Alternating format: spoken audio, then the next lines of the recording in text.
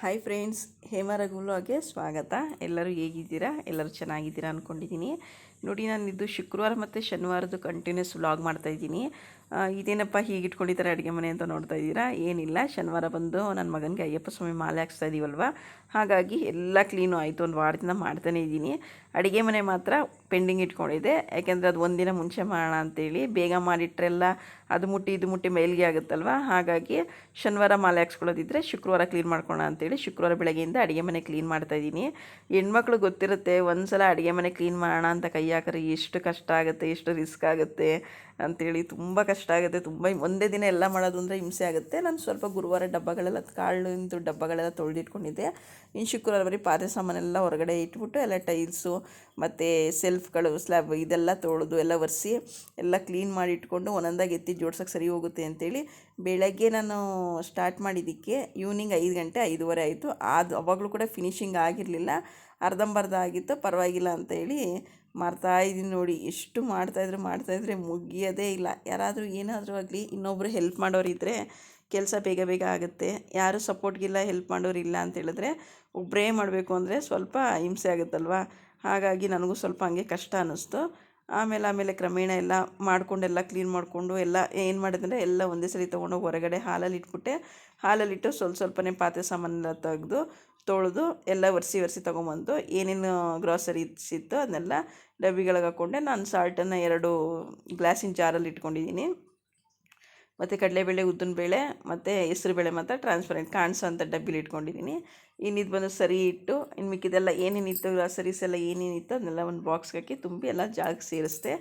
ಆಮೇಲೆ ಇದು ಮೊರ ಸಾರಿಸೋಣ ಅಂತೇಳಿ ಮೆಂತ್ಯ ಮತ್ತು ನ್ಯೂಸ್ ಪೇಪರ್ ಹಾಕಿ ನೆನೆಸಿಟ್ಟಿದ್ದೀನಿ. ಇದನ್ನ ಬೇಕಾದ್ರೆ ರಾತ್ರಿ ನೆನೆಸಿಟ್ಟು ಬೆಳಗ್ಗೆ ರುಬ್ಬೋದು. ನಾನಿದು ಮರ್ತೋಗಿತ್ತು, ಹಾಗಾಗಿ ಬೆಳಗ್ಗೆ ನೆನೆಸಿಟ್ಟು ಸಂಜೆ 5 ಗಂಟೆ 5:15 ರುಬ್ಬಿದೆ. ಈ ಥರ ನುಣ್ಣಗಾಗುತ್ತೆ ನೋಡಿ, ಮೆಹಂದಿ ಪೇಸ್ಟ್ ಥರ ಆಗೋಗ್ಬಿಡುತ್ತೆ. ತುಂಬ ಚೆನ್ನಾಗಿರುತ್ತೆ, ನುಣ್ಣಗಾಗುತ್ತೆ. ಮೆಂತ್ಯ, ನ್ಯೂಸ್ ಪೇಪರ್ ಮತ್ತು ಅರಿಶಿನ ಪುಡಿ ಇಷ್ಟೇ ಹಾಕಿ ರುಬ್ಬಿ ಮೊರಕ್ಕೆಲ್ಲ ಸಾರಿಸಿ ನೀಟಾಗಿ ಎಲ್ಲ ಕಡೆನೂ ಬೈಂಡ್ ಮಾಡಬೇಕು. ನೀಟಾಗಿ ಹಚ್ಚಿ 1 ಅವರ್ 2 ಅವರ್ ಸ್ವಲ್ಪ ಒಣಗಿಸಿದ್ರೆ ಹೊರಗಡೆ ಗಾಳಿಗಿಟ್ಟರೆ ಸಾಕೋದು, ಡ್ರೈ ಆಗಿಬಿಡುತ್ತೆ. ನೋಡಿ, ಮನೆ ಕ್ಲೀನ್ ಮಾಡಿದ್ಮೇಲೆ ಇದನ್ನು ನಾವು ಹಚ್ಚಲೇಬೇಕು, ಯಾಕೆಂದರೆ ಮೊರ ಬಂದು ಲಕ್ಷ್ಮೀ ಸ್ವರೂಪ ಅಲ್ವಾ. ಹಾಗಾಗಿ ಇದು ಸಾರಿಸೋದು ಅಂತ ಹೇಳ್ತಾರೆ. ಸಾರಿಸೋದ್ರಲ್ಲಿಗೆ ಕಂಪ್ಲೀಟ್ ಆಗೋದು. ಆವಾಗಲೂ ನಮಗೆ ಸ್ವಲ್ಪ ಮನೆ ಕ್ಲೀನ್ ಆಯಿತು ಅನ್ನೋ ಫೀಲ್ ಸಿಗುತ್ತೆ. ಹಾಗಾಗಿ ಇದೊಂದು ಪೆಂಡಿಂಗ್ ಇಟ್ಟಿದ್ನಲ್ಲ, ಇದೊಂದು ಮಾಡ್ಬಿಡೋಣ ಅಂತೇಳಿ ಅದು ಈವ್ನಿಂಗ್ ನೆನಪಾಯ್ತು ನನಗೆ. ನೋಡಿ, ಹಿಂಗೆ ಎರಡೇ ಮೊರ ಇಟ್ಕೊಂಡಿರೋದು ನಾನು. ಇರಲಿ ಅಂತ ಏನಾದ್ರು ಕ್ಲೀನ್ ಮಾಡೋಕ್ಕಾಗತ್ತೆ ಅಂತ ಇಟ್ಕೊಂಡು ಎಲ್ಲ ಇದು ಮಾಡಿದೆ. ಆಮೇಲೆ ಅಡುಗೆ ಮನೇನ ಉಜ್ಜಿ ಒರೆಸಿ ಎಲ್ಲ ಮಾಡಿದೆ. ಆದರೆ ಫಿನಿಷಿಂಗ್ ಮಾತ್ರ ಹಾಗೇ ಇರಲಿಲ್ಲ. ಪಾತ್ರೆ ಸಾಮಾನುಗಳು ಅಲ್ಲೊಂದು ಇಲ್ಲೊಂದು ಹಾಗಾಗಿ ಇತ್ತು, ಒಂದೊಂದಾಗಿ ಎತ್ತಿಟ್ಕೊತಿದ್ದೆ. ಆಮೇಲೆ ನಮ್ಮ ಯಜಮಾನ್ರು ಬಂದು ಮತ್ತೆ ಸ್ನಾನ ಮಾಡಿಕೊಂಡು ಅವನಿಗೆ ಮಾಲೆ ಹಾಕ್ಸ್ಕೊಳ್ಳಿಕ್ಕೆ ಸಾಮಾನೆಲ್ಲ ತರಬೇಕಿತ್ತಲ್ಲ, ಹೋಗಿ ತೊಗೊಂಬಂದರು. ಪಂಚೆ, ಟವಲ್ಲು, ಪೂಜೆ ಸಾಮಾನೆಲ್ಲ ತೊಗೊಂಬಂದು ಎಲ್ಲ ಇಟ್ಟರು. ಅಲ್ಲಿ ಕಳಿಸಿದ್ದಾರೆ. ಏನು ಹೇಳಿದ್ರೆ, ಇದನ್ನು ಶುದ್ಧ ಮಾಡಬೇಕು, ಗಂಜಲ ಹಾಕಿ ಸ್ವಲ್ಪ ನೀರಲ್ಲಿ ಜಾಲಿಸಿ ಒಣಗಾಕಿ ಬೆಳಗ್ಗೆ ಮಾಲೆ ಹಾಕೊಂಬರ್ಬೇಕಾದ್ರೆ ಮಡಿಯಾಗಿ ಹಾಕೊಂಬರ್ಬೇಕು ಅಂತ ಹೇಳಿದ್ರು. ಹಾಗಾಗಿ ನಮ್ಮ ಯಜಮಾನ್ರು ತಂದಿದ ತಕ್ಷಣವೇ ನೀರಿಗೆ 1 ಬಕೆಟ್ ನೀರಿಗೆ ಗಂಜಲ ಹಾಕಿ ಜಾಲಿಸಿ ಹಿಂಡಿ ಹೊರಗಡೆ ಚೇರ್ನ ತೊಳೆದಿಟ್ಟಿದ್ದೆ. ಆ ಚೇರ್ ಮೇಲೆ ಒದ್ರಿ ಒಣಗಾಕ್ತಾಯಿದ್ದಾರೆ. ನೋಡಿ, ಹೀಗೆ ಡ್ರೈ ಆಗಲಿ ಸ್ವಲ್ಪ ಬೇಗ ಅಂತೇಳಿ ಒಣಗಾಕ್ತಾಯಿದ್ದಾರೆ. ಅದು ಒಣಗಾಕಿದ್ಮೇಲೆ ನಾನು ಸಾಂಬಾರು ಈ ಥರ ಬೇಳೆ ಸಾಂಬಾರು ಇತ್ತಲ್ಲ, ಅದನ್ನು ಬಿಸಿ ಮಾಡಿ ಊಟ ಮಾಡಿಬಿಟ್ಟು ಏನೇನು ಸಾಮಾನು ಇತ್ತು ಅದನ್ನೆಲ್ಲ ತೊಳೆದೆ. ಮಿಕ್ಕಿದ್ದು ಏನೂ ಮಾಡೋಕ್ಕಾಗಲಿಲ್ಲ ಫ್ರೆಂಡ್ಸ್, ಮಲ್ಕೊಂಬಿಟ್ಟೆ. ಯಾಕಂದರೆ ಬೆಳಗ್ಗೆಯಿಂದ ಸಾಕಾಗಿತ್ತು. ಬೆಳಗ್ಗೆ ನೋಡಿ 4:10 ಎದ್ದೆ. 10 ನಿಮಿಷ ಫಾಸ್ಟ್ ಇದೆ ನಮ್ಮದು. 4:10 ಎದ್ದು ಸ್ವಲ್ಪ ಸಾಂಬಾರು ಮಿಕ್ಕಿತ್ತು, ಅದನ್ನ ಬೇರೆ ಸಣ್ಣ ಪಾತ್ರೆಗೆ ಹಾಕಿ ಬಿಸಿ ಮಾಡೋಕ್ಕೆ ಇಟ್ಬಿಟ್ಟು ಆಮೇಲೆ ಬರೋ ಪಾತ್ರೆ ಎಲ್ಲ ತೊಳೆದು ಬೇಗ ಮನೆ ಒರೆಸಿ ನಮ್ಮ ಯಜಮಾನ್ರು ಹೇಳಿದ್ರು 5:30 6 ಗಂಟೆ ಅಂತ. ಆಮೇಲೆ ನಾವೆಲ್ಲ ಸ್ನಾನ ಮಾಡ್ಕೊಂಬಂದು ಸ್ವಲ್ಪ ದೇವ್ರ ಸಾಮಾನು ತೊಳೆದಿಟ್ಟು, ಒಂದು ಹೂವು ಒಂದು ಹಾಕೋಕ್ಕಾಗಲಿಲ್ಲ, ದೇವ್ರ ಸಾಮಾನೊಂದು ತೊಳೆದಿಟ್ಟು ಹೊರಟು. ನೋಡಿ, 7:15 ಹಂಗೇನೋ ಮನೆ ಬಿಟ್ಟು ಅನಿಸುತ್ತೆ, 7:15 ಬಿಟ್ಟು. ಇದು ಬಂದು ಅಯ್ಯಪ್ಪ ಸ್ವಾಮಿ ದೇವಸ್ಥಾನ. ಇದು ಯಡಿಯೂರು ಅಂದರೆ ಜಯನಗರಲ್ಲಿರೋದು. ಯಡಿಯೂರು ಹತ್ರ ಜಯನಗರ ಮಧ್ಯದಲ್ಲಿದೆ, ಮೇನ್ ರೋಡಲ್ಲೇ ಇದೆ. ತುಂಬ ಹಳೆಯ ದೇವಸ್ಥಾನ ಮತ್ತು ದೊಡ್ಡ ದೇವಸ್ಥಾನ. ಮತ್ತು ಇನ್ನೊಂದೇನಪ್ಪ ಅಂದರೆ ಒಳಗಡೆ ವೀಡಿಯೋ ಮತ್ತು ಫೋಟೋ ಇದು ತೆಗಿಬಾರ್ದು ಅಂತ ಇದು ಬೋರ್ಡ್ ಹಾಕಿದ್ದಾರೆ. ಹಾಗಾಗಿ ಸುಮ್ಮನೆ ಯಾಕೆ ಅಂತೇಳಿ ನನ್ನ ಮಗನದು ಮಾಲೆ ಹಾಕ್ತಿದ್ರಲ್ಲ, ಅದನ್ನು ಮಾತ್ರ ತೊಗೊಳ್ಳೋಣ ಅಂತೇಳಿ ಸ್ವಲ್ಪ ಹಾಗೆ ಮಧ್ಯದಲ್ಲಿ ತೆಗಿತಾ ಇದ್ದೀನಿ. ಭಯ ಒಂದು ಕಡೆ, ಸುಮ್ಮನೆ ಯಾಕೆ ಆಮೇಲೆ ಏನಾರು ಅಂತಾರೇನೋ ಅನ್ನೋ ಭಯದಲ್ಲಿ ಹಂಗೆ ಇಟ್ಕೊಂಡಿದ್ದೀನಿ.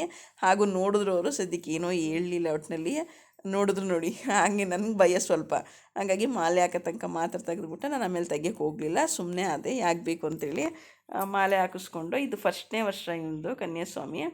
ಹಾಗಾಗಿ ಸ್ವಲ್ಪ ಅವನಿಗೆ ಏನೂ ಗೊತ್ತಿರಲ್ವಲ್ಲ, ಹೇಳ್ಕೊಡ್ತಾಯಿದ್ರು ನಮ್ಮ ಯಜಮಾನ್ರು, ಹೀಗಿಡಬೇಕು ಹಾಗಿಡಬೇಕು ಅಂತ ಹೇಳ್ಕೊಡ್ತಾಯಿದ್ರು.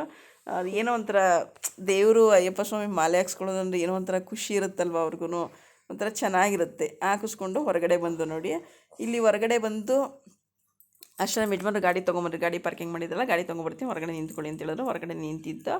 ಆಮೇಲೆ ನಮ್ಮ ಹೋಗ್ತಾ ನಮ್ಮ ಏರಿಯಾದ ಶನಿಮಾತ್ಮನ ದೇವಸ್ಥಾನ ಇದೆಯಲ್ಲ, ಅಲ್ಲಿ ನಮ್ಮ ಯಜಮಾನ್ರು ಹೇಳಿದ್ರು ಅಲ್ಲಿಗೆ ಹೋಗ್ಬಿಡಿನ, ಇನ್ನು ಸಂಜೆ ಅಂದರೆ ಹೋಗೋಕ್ಕಾಗಲ್ಲ, ಈಗಲೇ ಹೋಗ್ಬಿಟ್ಟು ಬಂದ್ಬಿಡು ಅಂತ ಹೇಳಿದ್ರು.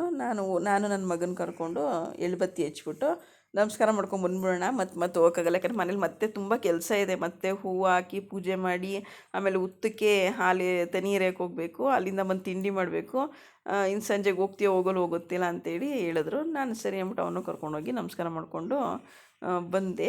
ನಮಸ್ಕಾರ ಮಾಡ್ಕೊಂಡು ಮನೆಗೆ ಬಂದು ಅವರು ಫಸ್ಟ್ ಟೈಮ್ ಮಾಲೆ ಹಾಕ್ಸ್ಕೊಂಡಿದ್ದಲ್ಲ, ಮಾಲೆ ಹಾಕ್ಸ್ಕೊಂಡು ಬಂದ ತಕ್ಷಣವೇ ಪಾದ ಪೂಜೆ ಮಾಡಿಬಿಟ್ಟು ಅವ್ರನ್ನ ಒಳಗೆ ಕರ್ಕೊಂಡು ಅವ್ರ ಕೈಲಿ ಹೂವೆಲ್ಲ ಹಾಕಿರಲಿಲ್ಲ, ಹೂವೆಲ್ಲ ಹಾಕ್ಕೊಟ್ಟು ನಾನೆಲ್ಲ ಸರಿ ಮಾಡಿಕೊಟ್ಟೆ. ಅರ್ಧಂಬರ್ಧ ಕೆಲಸ ಮಾಡಿಟ್ಟು ಹೋಗಿದ್ದು, ಇನ್ನು ಟೈಮ್ ಆಗುತ್ತೆ ಅಂತೇಳಿ ರಂಗೋಲಿ ಬಿಟ್ಟಿರಲಿಲ್ಲ, ಹೂವು ಹಾಕಿರಲಿಲ್ಲ, ಮತ್ತು ದೀಪಗಳೆಲ್ಲ ಏನೂ ಮಾಡಿರಲಿಲ್ಲ. ಜಸ್ಟ್ ದೇವ್ರ ಸಾಮಾನನ್ನು ತೊಳೆದಿಟ್ಟು ಹೋಗಿದ್ದು, ಕಳಶನೂ ಕೂಡ ಜೋಡಿಸಿರಲಿಲ್ಲ.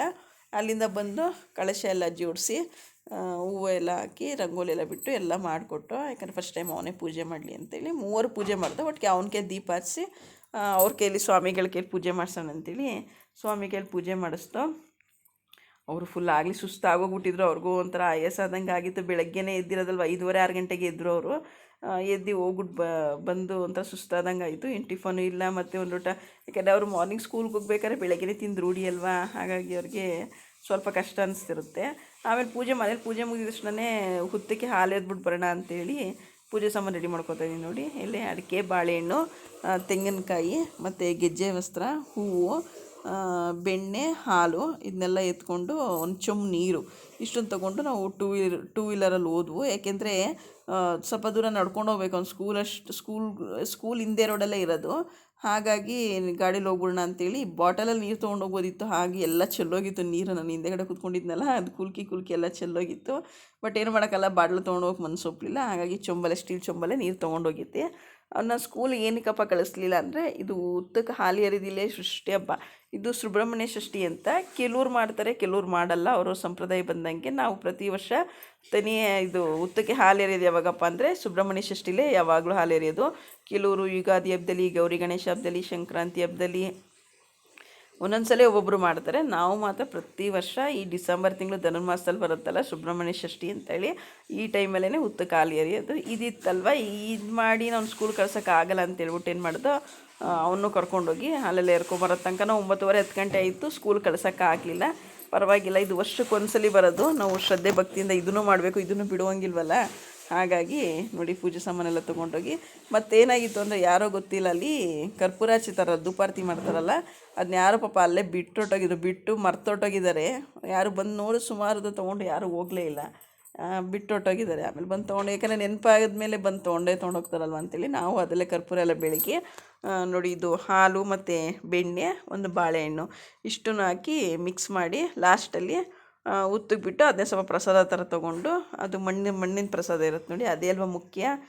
ಮಣ್ಣಿನ ಪ್ರಸಾದನ ಕಣ್ಣು ಮತ್ತು ಕಿವಿ ಹಣೆಗಿಟ್ಕೊಂಡು ಎಲ್ಲರೂ ಇಟ್ಕೊಂಡು ನಮಸ್ಕಾರ ಮಾಡಿಕೊಂಡು ಅಡ್ಬಿದ್ದು ಬೇಡ್ಕೊಂಡು ಮನೆಗೆ ಬಂದವು. ಮನೆಗೆ ಬರೋ ತನಕ 10:30-10:45 ಆಯಿತು. ಆಗಲೇ ನಮ್ಮ ಸ್ವಾಮಿಗಳಿಗೆ ಹೊಟ್ಟೆ ಹಶ್ವಾಗ್ತದೆ, ಸುಸ್ತಾಗ್ತದೆ. ಯಾಕೆಂದರೆ ಅವ್ರು ಬೆಳಗ್ಗೆನೇ ತಿಂತಾರಲ್ವ, 7:30, 8 ಗಂಟೆ 8:15 ಎಲ್ಲ ತಿಂತಾರೆ. ಏನು ಮಾಡೋದು, ಅದಕ್ಕೆ ವೆಜಿಟೇಬಲಾಗಿ ಪಲಾವ್ ಮಾಡಿಕೊಡಿ, ನನಗೆ ಇನ್ನೇನು ಸ್ಯಾಟಿಸ್ಫ್ಯಾಕ್ಷನ್ ಆಗೋಲ್ಲ, ನನಗೆ ಸಮಾಧಾನ ಆಗೋಲ್ಲ, ಏನು ತಿಂದರೂ ಉಪ್ಪಿಟ್ಟೇನ ಮಾಡ್ಕೊಳ್ಳೋಣ ಅಂದ್ಕೊಂಡೆ. ಆಮೇಲೆ ಅವರಪ್ಪ ಹೇಳ್ಕೊಡ್ತಿದ್ದಾರೆ ಹಿಂಗೆ ಮಾಡಬೇಕು ಅಂತೇಳಿ ಪಲಾವ್, ಮುಸುಬಜ್ಜಿ, ಸೌತೆಕಾಯಿ ಕೊಟ್ಟೆ.